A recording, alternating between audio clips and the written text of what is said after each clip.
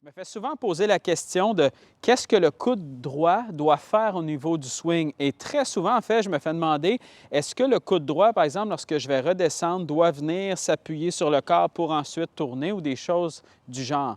Mais pour moi, le coude droit doit s'installer nettement mieux au niveau du backswing. C'est beaucoup plus important de le travailler de la bonne façon au niveau du backswing que de nécessairement se concentrer énormément au niveau de la descente. Et d'ailleurs, mieux vous allez le travailler au backswing et plus vous allez comprendre son importance au backswing et meilleur va être le résultat lorsque vous allez redescendre naturellement.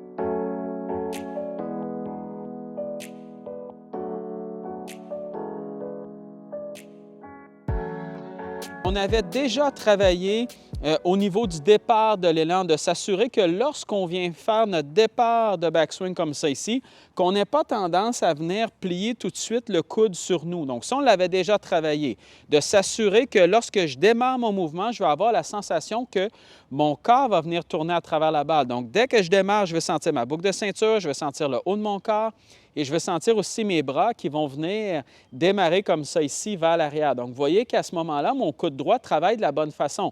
Je ne suis pas déjà comme ça ici, ce qui est signe habituellement que le corps n'a pas suffisamment tourné. Où je me fais souvent aussi poser la question, c'est oui, mais à partir de là, qu'est-ce qu'on fait? Comment on monte au sommet de notre swing et comment on peut s'assurer justement que nos bras vont travailler de la bonne façon? Lorsque vous allez amorcer votre mouvement, vous laissez tourner le corps. À partir d'ici, ce que vous devez faire attention et ce que je vais voir extrêmement souvent, c'est qu'on va avoir un coude qui va venir se plier comme ça ici vers l'arrière. Et si ce coude-là s'en va vers l'arrière comme ça ici, qu'est-ce qui arrive très souvent? C'est qu'on va voir un club qui va commencer à pointer complètement vers l'extérieur de nous. Et la problématique ici, c'est que pour réussir à bien taper la balle, il va falloir que pour redescendre, il faudrait que le coude vienne complètement se replacer comme ça ici et qu'ensuite je vienne tourner à travers la balle. Et là, je serais capable de bien taper la balle.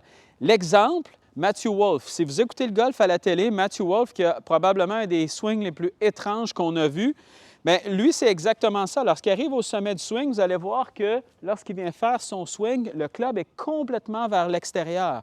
Mais qu'est-ce qu'il fait très bien? C'est que lorsqu'il redescend, il ramène ce coude-là pour venir s'installer de la bonne façon. Et à ce moment-là, il n'y a pas énormément de différence entre lui et n'importe quel autre joueur du PGA Tour lorsqu'il commence à redescendre ici. Il est placé exactement au même endroit. Mais ce qu'on va travailler, c'est de s'assurer que ce coude-là, lorsqu'on arrive à peu près à notre demi-swing derrière, qu'on sache exactement quoi faire pour le monter dans les airs et pour s'assurer qu'on n'ait pas besoin de faire comme Matthew Wolff, c'est-à-dire d'essayer de vraiment compenser à la descente pour revenir de la bonne façon à l'impact. Ce que vous allez faire, vous vous installez, vous laissez tourner le corps. Lorsque vous laissez tourner le corps comme ça ici, vous allez simplement venir positionner votre bras gauche. Vous allez venir le positionner derrière votre bras droit comme ça ici, pour droitière, droitier, bien sûr, gauchère, gaucher à l'inverse. Donc, à partir d'ici, tout ce que vous avez à faire, continuez à tourner le bas du corps, continuez à tourner le haut, montez vos bras dans les airs et laissez l'action de votre bras gauche tenir un peu votre coude droit. Et vous allez voir que quand vous allez faire ce mouvement-là, donc disons que je m'en vais ici, parfait, mon coude n'est pas plié sur moi, il est quand même relativement en extension derrière, je viens placer mon bras gauche ici, je viens tourner à travers. Qu'est-ce qui va arriver? C'est que vous voyez que quand j'arrive ici, mon coude déjà est plié légèrement. Je n'ai pas besoin d'être sur moi complètement. Il est plié, mais il est surtout dans la bonne direction. Je ne suis pas comme ça ici. Vous voyez que si mon coude vient complètement se plier dans ce sens-là, donc comme s'il venait pointer un peu vers quelqu'un qui est derrière moi, si ce coude-là pointe vers quelqu'un qui est derrière, vous voyez le club, qu'est-ce qu'il fait? Il s'en va complètement vers l'extérieur. Donc, comme je vous disais tout à l'heure, si je veux le ramener de la bonne façon à l'impact, il faudrait que je ramène mon coude comme ça ici, et ensuite que je laisse descendre le club un peu derrière moi, et ensuite que je tourne à travers la balle. Et là, je serais capable d'arriver à un bon résultat. Mais ce qui est difficile, c'est lorsque justement vous arrivez à cette position-là ici, d'essayer de travailler très, très fort à le ramener. Assurez-vous, lorsque vous allez faire votre backswing, que déjà vous le positionnez de la bonne façon.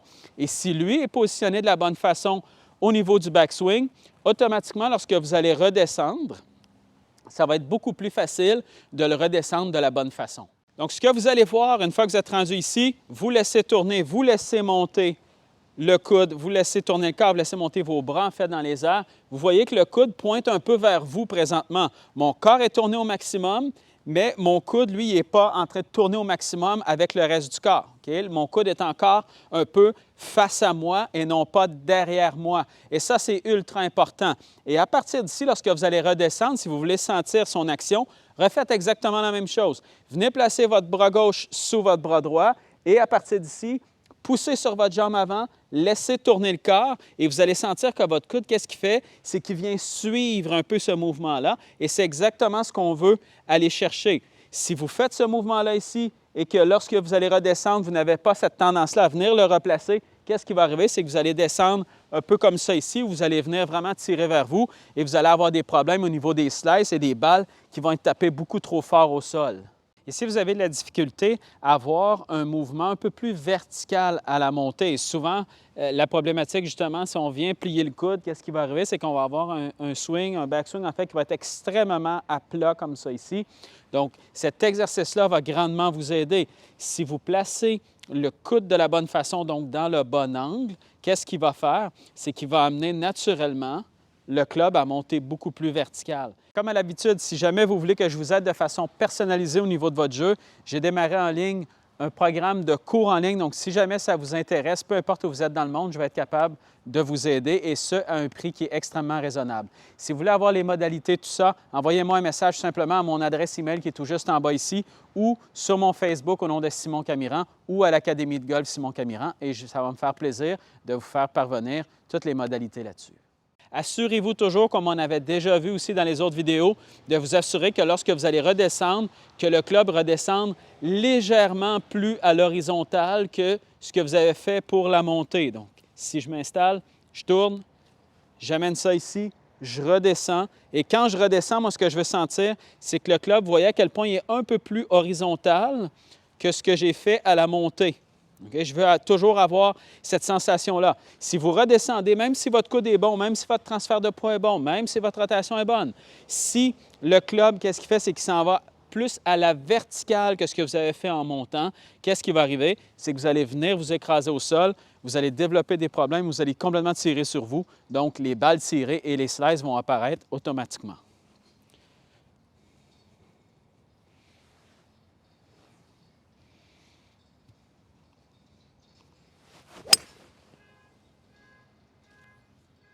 Et même pour les coups qui sont beaucoup plus courts, présentement, j'ai mon 58 degrés dans les mains, je vais aller chercher exactement la même chose.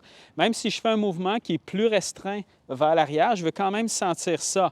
Et tellement souvent, ce que je vais voir, c'est qu'on va faire un backswing comme ça ici pour faire un coup d'approche et je vais avoir un peu ça ici. Vous voyez à quel point mon coude est complètement plié sur moi ici. Et si vous avez des problèmes, comme on avait déjà vu au niveau des shanks ou des balles topées ou peu importe, c'est que plus vous allez plier ce coude-là sur vous comme ça. Quand vous allez redescendre, bien, le bras va venir, en fait, se déplier. Et quand il va venir se déplier, c'est le talon qui va arriver en premier à la balle. Et ce qui va arriver, c'est que vous allez avoir des shanks. Donc, quand vous allez vous installer, vous pourrez faire exactement la même chose. Si vous venez placer le bras gauche sous votre droit ici, vous faites votre backswing, vous voyez que mon corps a quand même tourné, mais que mon coude reste quand même dans le bon angle ici, dans le bon axe, et non pas comme ça.